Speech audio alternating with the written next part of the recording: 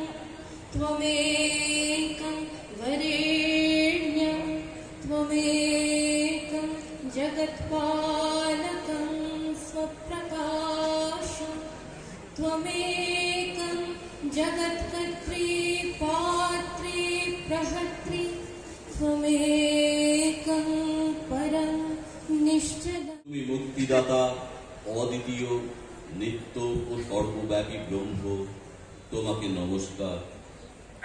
তুমি সকলের আশ্রয়স্থল, তুমি কেবল বরণীয়, তুমি এক এই জগতের পালক ও স্বপ্রকাশ। তুমি জগতের সৃষ্টি স্থিতি প্রলয়কর্তা, তুমি সকলের শ্রেষ্ঠ, নিশ্চল ও দ্বিধাশূন্য।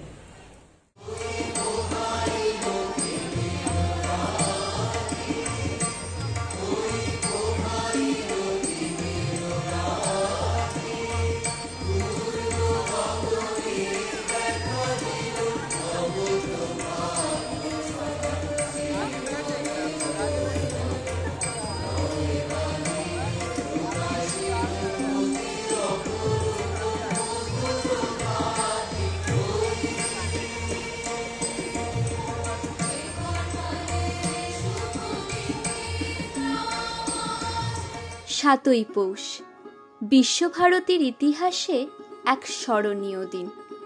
এই দিনে মহর্ষি দেবেন্দ্রনাথ ঠাকুর ব্রাহ্ম ধর্মে দীক্ষা গ্রহণ করেন এবং সেই ঐতিহাসিক মুহূর্ত থেকেই এর গুরুত্ব আরও গভীর হয়ে ওঠে।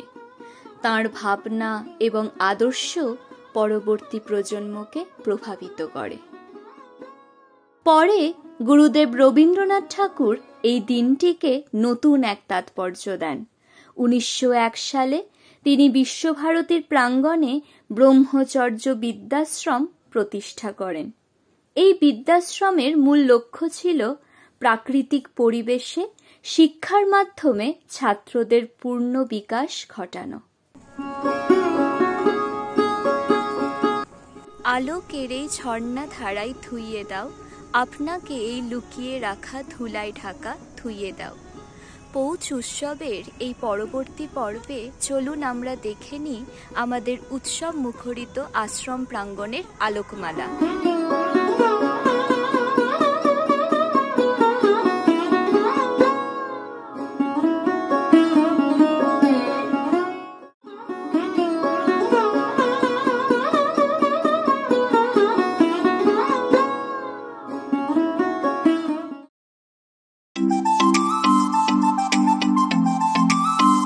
7ই পৌষ থেকেই সূচনা হয় বিশ্বভারতীর ঐতিহ্যবাহী পৌষ মেলার। এই মেলা শুধু একটি উৎসব নয়, এটি হলো সমাজ, সংস্কৃতি এবং ঐতিহ্যের মিলন ক্ষেত্র। মেলার মাঠে বাউল গান, হস্তশিল্প আর লোকজ সংস্কৃতির প্রাণবন্ত ছোঁয়া আমাদের ঐতিহ্যের গভীরতা উপলব্ধি করায়।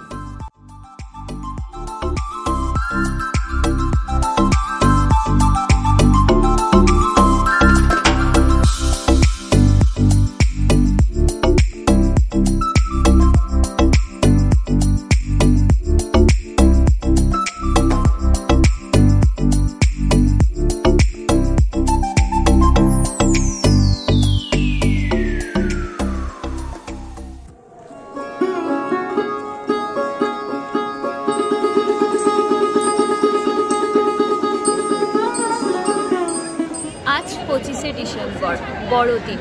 শান্তিনিকেতনের উপাসনা গৃহে খ্রিস্ট উৎসবে আমরা সকলে একত্র হয়েছি। প্রভু যিশুর প্রতি শ্রদ্ধার্ঘ্য অর্পণ করে চলুন সুর তাল ছন্দে আমরা খ্রিস্ট উৎসব দেখে আসি।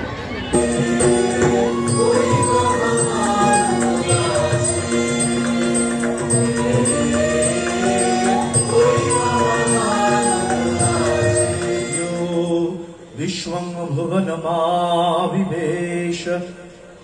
यौषधिषु यो वनस्पतिषु तस्मै देवाय नमो नमः। যে দেবতা অগ্নিতে, যিনি জলে, যিনি নিখিল বিশ্বে প্রবিষ্ট হইয়া আছেন, যিনি ঔষধি সমূহে, যিনি বনস্পতি রাজিতে বিরাজমান, সেই দেবতাকে বারবার নমস্কার করি।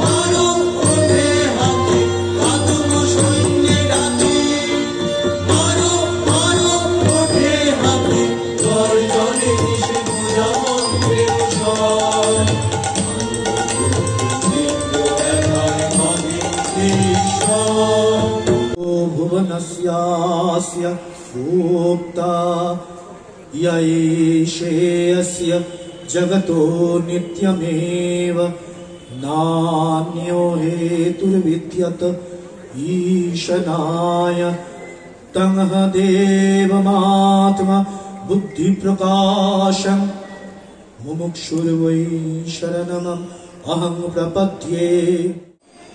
1910 সালে গুরুদেব রবীন্দ্রনাথ ঠাকুর মহামানব যীশু খ্রিস্টের স্মরণে খ্রিস্ট উৎসবের সূচনা করেছিলেন। প্রতি বছর এসরাজের মধুর সুরে, তানপুরার ছন্দে, মৃদঙ্গের বলে মিলিত ঐক্যতানে রচিত হয় এক মায়াবী ঐশ্বরিক সাঙ্গীতিক পরিবেশ।